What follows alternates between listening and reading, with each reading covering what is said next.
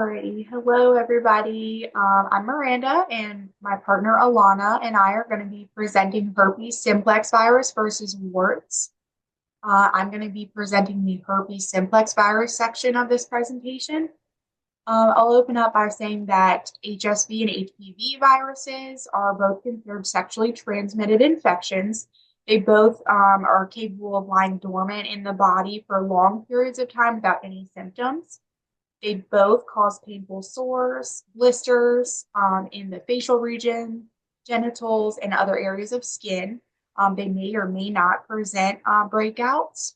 And then over to the side, I have a little table that kind of shows herpes simplex virus versus HPV, and it goes through the period of symptoms, the incubation period for the actual virus. Herpes, for example, shows symptoms initially most of the time, whereas HPV usually doesn't show symptoms right away. So that is something interesting about them. And then herpes simplex virus, there's two types of this infection or this virus. One is HSV1. That's the one that most people know as the one that produces cold sores and things like that. It's considered the oral version. You get that from skin to skin contact, sharing utensils, kissing, touching. If the other person has an open cold sore or an open breakout and you come into contact with it, you can contract the virus that way. HSV2 is considered the genital version of herpes simplex virus. It's usually contracted through sexual contact. And then just a little picture there of HSV1 versus HSV2. And then next, we have the basic structural information for the herpes simplex virus. It is part of the herpes viridae virus family. It is an enveloped virus, about 160 nanometers in diameter, and it is a genome linear double-stranded viral DNA. The shape is the icosahedral nucleocapsid, and it does have those rod-like spike projections. The capsid surrounded by amorphous protein coat is called tegument. The modes of transmission for HSV can be skin-to-skin contact, saliva, infants born to mothers that already have the virus, genital fluids, exposure to viral shedding, breakouts.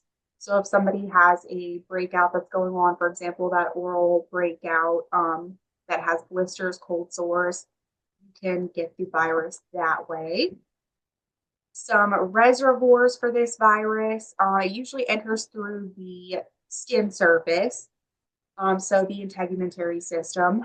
If there's any breaks in the skin, anything like that, it can be transported that way. And it actually does go through to the neuronal cells, and that's where it kind of can lay latent for long periods of time. And then later it will reactivate. It may be weeks, months, or years before this virus can reactivate. And let's see, the virulence factors of HSV. It does enter the body, like I said, through the integumentary system, goes to the neurons, and it can lay latent there after the initial infection. It establishes the latency in the neurons and can cause disease during primary infection and upon reactivation. So those are the three stages: the primary infection, the latency, and the reactivation. Some simple triggers for this virus have a lot to do with low immune system, such as illness, fever, sun exposure, menstrual period, injury, emotional stress, or surgery.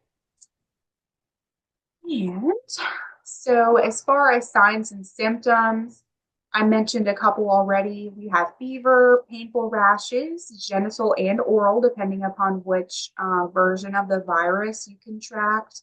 It is much more common to get the HSV1 version, which would be the oral facial region.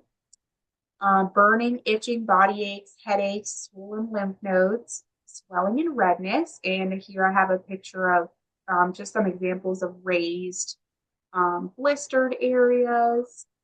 And then I'll go ahead and pass on the presentation to my partner, Alana. I'm going to be talking about the human papilloma virus, which is a virus that causes warts. It's so a few facts about it. It's circular, double-stranded. It's about 8,000 base pairs long. It's surrounded by a protein shell called a capsid. It's acellular and it lacks its own machinery to grow. There's over 200 plus types of the virus. There's low risk and there's high risk, which cause more severe symptoms such as cervical cancer. And then there's the low risk, which cause like warts on the hands and feet, things like that. There's about 4 different modes of transmission. The direct skin-to-skin contact, touching on warts that an infected person has in like exposed areas, hands, feet, other exposed skin. There's sexual contact, like genital to genital, genital to oral. There's fomites, which if someone touches an object and then you come into contact with that object, you could be exposed to the virus and develop that. But that's less common. There's also mother to baby, which can be caught early if you are aware that you have the virus or if it shows up that you have the virus. That can be prevented.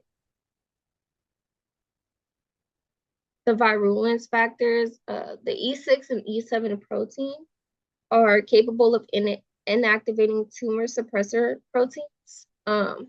They allow the infected cells to survive and also cause uncontrollable growth, which can lead to cancer. It also hides from the immune system and it stays localized where it is. The reservoir, it's only humans. It's found in the keratinocytes, and it's also present in the mucosal lining. So it'll be found in the integumentary system. With higher risk, sexually active individuals, young adults, unvaccinated individuals, immunocompromised, women with limited access to screening, and men who have sex with men. Um, Infections occur globally.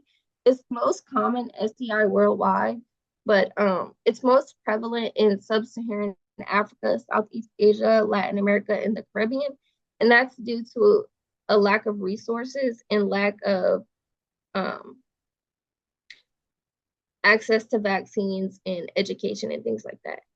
There's a map on the right side that shows where vaccination is like more normal and where it's more enforced, and that's linked to why it's more common in other areas. So some signs and symptoms are skin warts, genital warts, precancerous lesions, itching, pain, discomfort, sore throat, bleeding, and unusual discharge.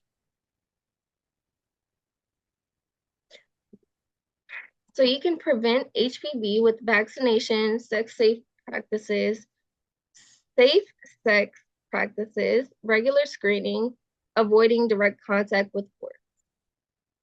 The body systems that are generally affected are the integumentary system, so the hair, skin, and nails, and also the reproductive system, which can lead to cancer and things like that. Most cases are unknown by the patient. The patient remains a reservoir for the virus, and they're still able to spread it to others, even if they don't know that they have it. There's high risk of infection for neonatal herpes in human immunodeficiency virus in infants at birth, and it also causes lowered immune systems, which can lead to other serious illnesses like HIV and cervical cancer. And interesting facts on HSV and HPV. Some research suggests that a genital herpes infection may lead to miscarriage or make you more likely to deliver your baby early, so premature birth. And also, most people that are sexually active will be exposed to HPV in their life, but the immune system usually clears it up on its own in about 1 to 2 years.